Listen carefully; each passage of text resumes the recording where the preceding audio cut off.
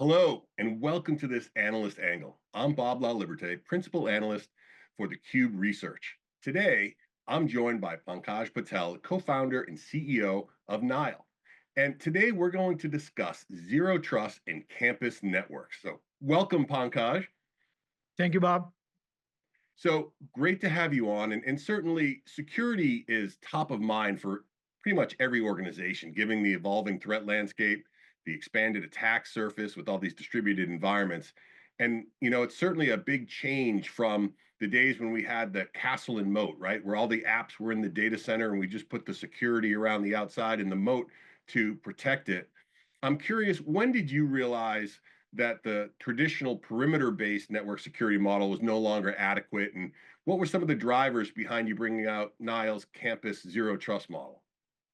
Well, that's a great question, Bob. I have been realizing this for many, many years. As you know, securing an enterprise is a huge challenge, and network is not helping them either, right? And building a secure network is almost impossible. I know of a very large company which spent literally 5,600 plus person hours, almost two person years to implement zero trust. And the minute they implemented it, and the very first set of changes that they made, it broke right away, right? So it's a very, very difficult thing. It's a very tough thing to do. I know of another bank, another very, very large bank, where they run three separate networks: one for the employees, one for OT, and one for the guest. Yeah. And when I see that, how difficult it is to protect from the insider threats, unauthorized access to securing the OT devices, and to avoid the attacks, like what we have seen in some of the casinos and more, I know that there is something really quite not working. And then when I think about from my own experience, and I realize that up to 98% of the networks today are essentially a complex collection of legacy technologies duct taped together. I mean, unfortunately, I don't have a better way to phrase it, which creates a giant open surface area for attack. The one analyst had suggested that somewhere between 60 to 70% of the attacks actually use network vulnerabilities as the area to attack. They come from sometimes from unpatched devices, sometimes from misconfiguration and more. So that's what you have as a landscape in order to really combat and say why you need something very different.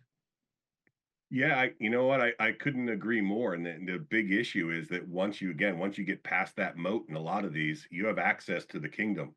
So you Exactly. can, right, you can go whether it's ransomware or other malware, you start being able to gain access. And so, you don't really have that. I think some of the interesting points I see too is that, we're starting to see organizations thinking about ZTNA, zero trust network access and so forth for remote workers. But how many times do you walk into a conference room and see the password up on the whiteboard, right? Exactly. Exactly. Which, yeah, It's it all just opens, yeah, it creates that huge vulnerability within there. yeah, So let me absolutely. ask you this. So in your view, what do you see? I mean, obviously you've been around for a while. You've seen, probably helped create a lot of these, right? The VLANs and ACLs and so forth. But what are some of the main limitations do you see of relying on that architecture? And for network segmentation, especially given all of today's distributed cloud-centric environments. I think something you said a little bit earlier, Bob, which is COVID time showed it to the users Yeah. working from their homes that the remote users were more secure than coming to work and actually doing their work in the physical premises, right? And so what we have is this universe of the VLANs and complex layer two, and the complexity is driven by number of campus architectures, number of protocols, number of knobs that go with every protocol, number of different SKUs by all the incumbents. When you multiply all of this by the number of software releases, you essentially end up in a snowflake at every deployment. And in my opinion, the only reason why the networks today have the VLANs is because it really provides a sustaining business model for the incumbents, right? And this is something that we believe that we had to start from scratch, and that's what we have done. And you have seen and you have heard about many instances where an attacker typically only needs a single point of entry to gain into access into the entire network. It could be through HVAC. If you remember the famous example of somebody getting it through a fish tank in in a casino, right? This is Yeah. what happens. And when you have this universe of the complex VLANs and the proliferation of vulnerable IoT devices, along with the weak policy enforcement, you create a weakest link in the IT infrastructure chain, right? That's what we have. And it's very tough to really keep on plugging the holes into this porous foundation that we have seen over the years. Yeah, absolutely. I mean, if you don't have that basic building block to go off of, right? That's, any of those particular leaks or exposures or, you know, points of vulnerability are really going to open up the entire environment to the threat. So, yeah, I think that is very, it's a very interesting that, we're in this position that we're at, that we have to then make these changes and so forth.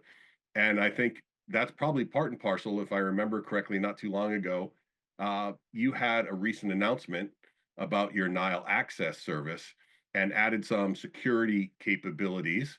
And I'm wondering if you could talk about that a little bit and what you're doing to help organizations shore up their foundations.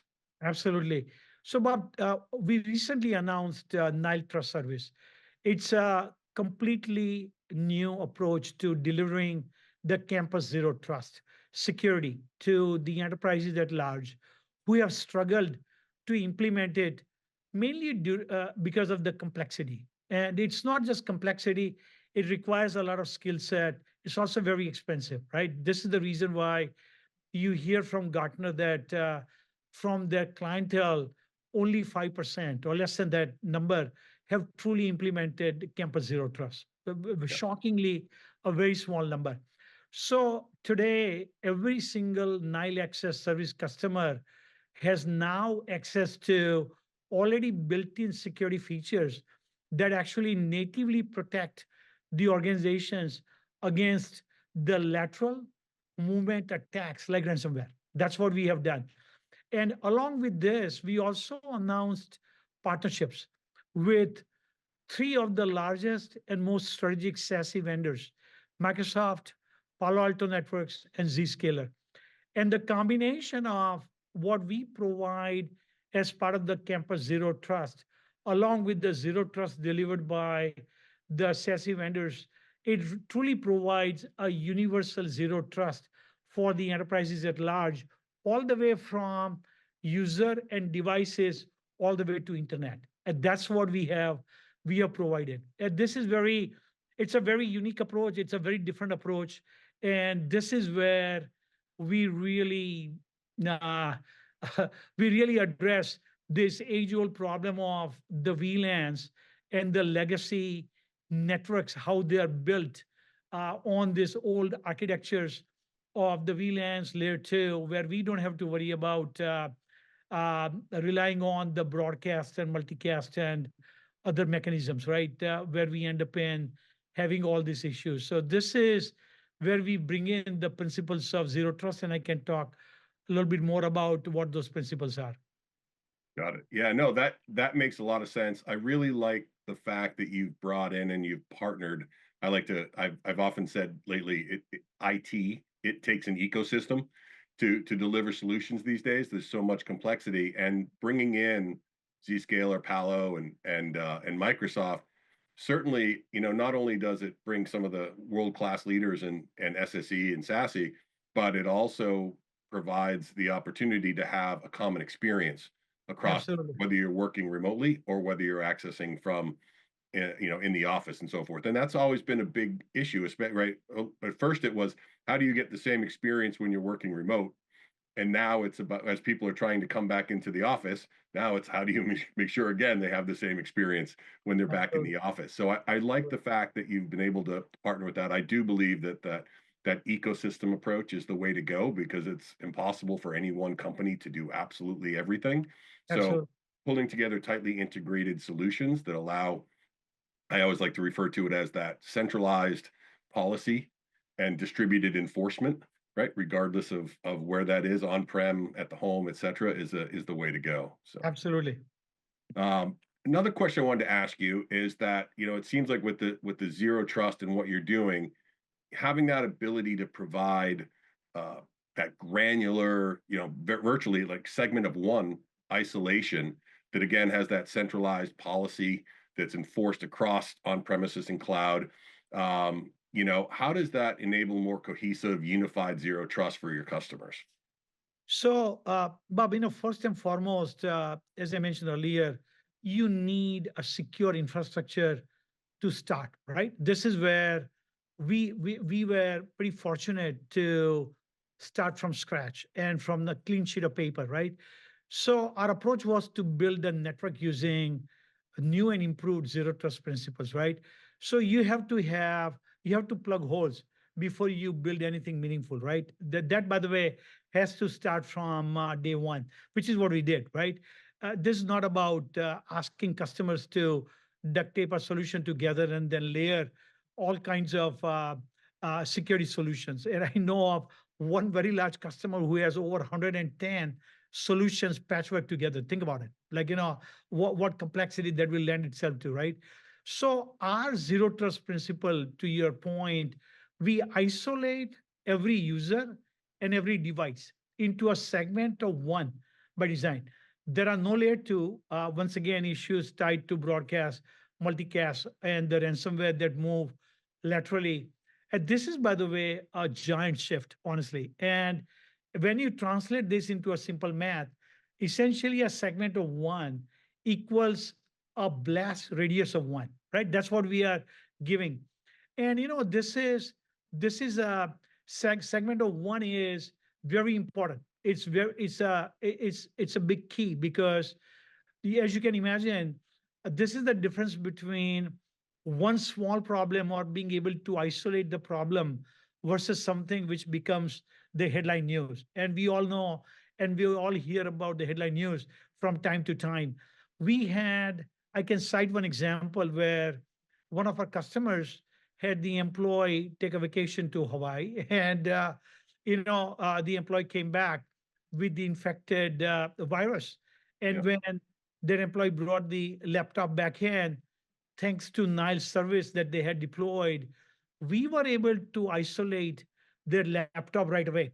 It never was allowed to speak to any other laptop or to any other device inside the enterprise. Think about what you can end up in saving. And some of the stats are absolutely mind-boggling that we have heard from people like Palo Alto who have said that the cost of a breach this year has gone up to $4.8 million. It used to be only 4.1 only a few years ago.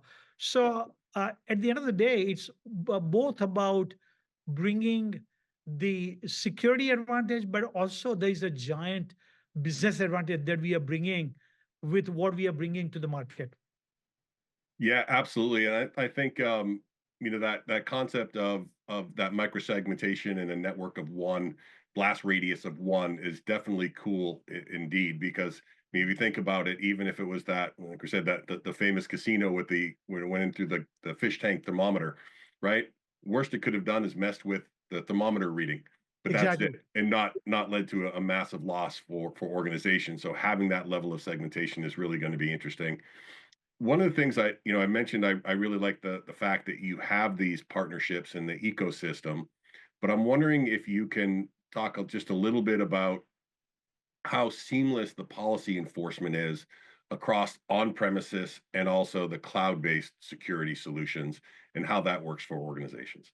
So when we deploy the Campus Zero Trust, we work very closely with our partners, right? Because we want to make sure that the policy, and by the way, just as a data point, Bob, even in today's campus networks, the policy management and enforcement is not uniform between even wired and wireless. Very fundamental problem today, right? So that is something that we paid attention to day one, right? We always had that. But we are taking that step further to say, as we work with the partners, we want to make sure that these policies are enforced through a central from the central console, and they're going to be, and we are working with them to have this end to end, both from the point of view of visibility as well as from the point of view of enforcement, right? Because you really don't want to leave anything to any guess, because we take a fundamental notion that you cannot trust anyone, period, right? You have to, it's all about identity based access, and every user and device has to be authenticated and authorized. And we do this on a continual basis. It's not just done once and done. And we always enforce this through ourselves, through Nile, as well as through the partners when we work with them.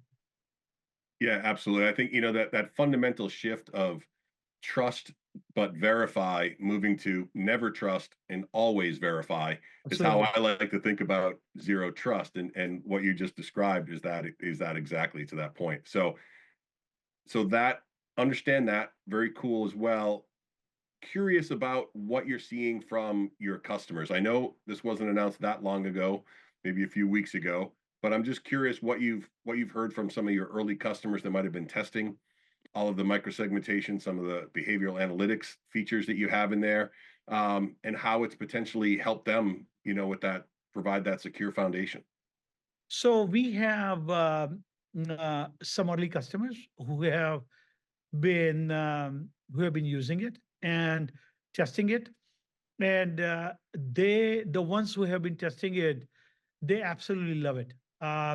They really love the concept and the implementation of the blast radius of one, and the ability where they're able to limit any lateral movement of any ransomware, period, inside the enterprise.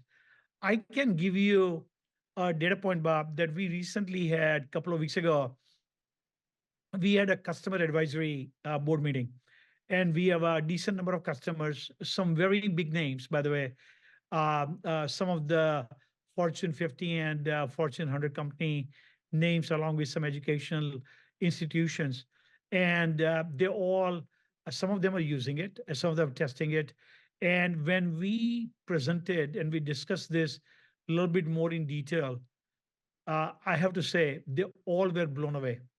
We, by the way, were able to secure a major purchase order because of what we just announced. I mean, that the CIO was able to take it to the CEO of that organization, and was able to convince, mainly on security and how the campus zero trust that Nile is providing. And without an exception, at the customer advisory board meeting, every one of them, they said that this is going to be a giant differentiator for Nile. And they, by the way, work with every one of the companies that you and I both know and have worked at. And they said, there is no one who comes close to how you guys have thought about the problem and how you have implemented to solve the biggest pain point. Yeah, I think that's obviously great feedback, and even more importantly, what's great is to hear is that they're not just giving you that feedback; they're also voting with their checkbooks. That's Absolutely. always a good sign when you've done something right when that happens. Absolutely. And the one other point, Bob, if I can, Yeah. one of the things that when we launched this, we wanted to make sure that the corporations which are very large, who we obviously work with too very closely, But more importantly, the small and the medium market segment is very vulnerable, right? This is where these guys, cyber criminals, they know that this segment is a lot more vulnerable, right? And out of that segment, only 14% have the adequate preparation to defend themselves, right? The most of them don't have the expertise, they don't have the sophistication to be able to do that. So this is where Nile Trust Service actually helps 86% of the organizations who lack the resources, the budgets, or the skill set to do that, right? So there was a vision to make sure that we can simplify the enterprise networks by removing these decades of complexity by doing the ruthless automation. But now, with this announcement, we are taking it a step further and we are bringing the same mindset of simplicity to network security and bringing the campus zero trust. And feedback so far has been just absolutely incredible. Yeah, I think that's great. It's kind of funny. I remember hearing stories about organizations that were, in remote locations and crossing the digital divide, only to get online, not having any security expertise, and then within a month getting ransomware attacked Exactly. because Exactly. they were vulnerable. So you're absolutely right. Those smaller companies sometimes lack the expertise and skills that those larger organizations have. The problem with the larger organizations, they've got all the complexity, right? And there's always something getting by, sneaking by somewhere, despite their best efforts. In those smaller organizations, it's just a lack of skills and knowing how to set things up. So having a service like that can come in and replace those skill sets, if you will, to be able to provide that segmentation and that service is going to be hugely valuable for those smaller companies as well. Yeah, we wanted to honestly democratize the innovations that we have created where enterprise of any size literally they can eliminate the barriers of budget, resources, and the skill set. I mean, why should it be something that benefits only a very small subset of the customers and it's out of reach for the rest of them, right? That's what Yeah, we really wanted to address, honestly. absolutely. No, I think that makes a lot of sense. So, closing question. Had a great interview. Thank you. But I always like to ask about sort of the future in my last question. So when you're looking ahead, how do you envision the role of the network evolving to become even more strategic part of an organization's security posture? And what capabilities do you think are going to be needed in the future? So, one thing I would say is that there's a lot more to come, Bob.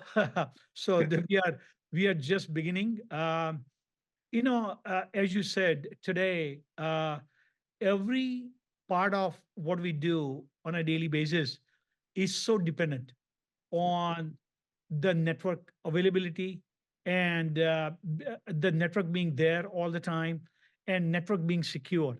Mhm. So, and as uh, people are very well aware that now in the Bay Area, last year, I remember that when we would have a series of storms, the local electric and gas company, PG&E, would want us all to make sure that we charge up our phones. Think about it. Right.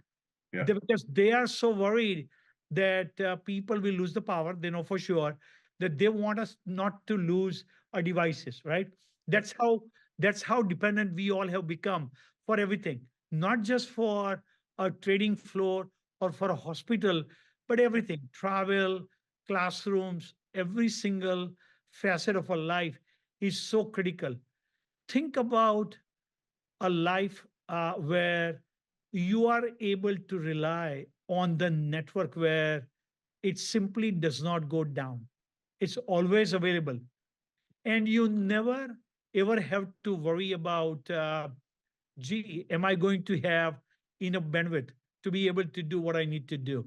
And last but not the least, and probably the most important thing, anything I do, any information that I provide, do I have to worry about security? Is my data going to be stolen? Am I going to be hacked, either at work or otherwise? If you live a life where you don't have to worry about any of these aspects, I think life could be absolutely beautiful and wonderful. That is the core mission that we are on. So there is a, as you can imagine, there is a lot of work ahead. We are right now, as you can imagine, as we have talked about it, we are focused on the campus. A network is clearly a lot more than campus. And so as we expand our horizons, we want to make sure that all the principles of simplicity, AI, automation, security, and more, we are able to, in cloud, we are able to take it to the bigger universe as we expand. Well, certainly that's great, and it's obviously a future I'm looking forward to seeing. That would be it would be great to never get hacked. I think so many of us live in an environment today. It's not a matter of if, just when. So having that ability to look forward into the future and maybe some of the new capabilities that will allow us to be free of that would certainly be welcomed. Listen, this has been a fantastic conversation. I really appreciate you coming on. Unfortunately, it's all the time we have, but I want to thank you very much for joining me today. Well, thank you, Bob. Thank you. It was a wonderful conversation, and I enjoyed your questions today. Thank you. You're very welcome. And I want to thank all of you for watching this Analyst Angle on Zero Trust and Campus Networks. For more information on Nile Secure and its Zero Trust services, please visit their website.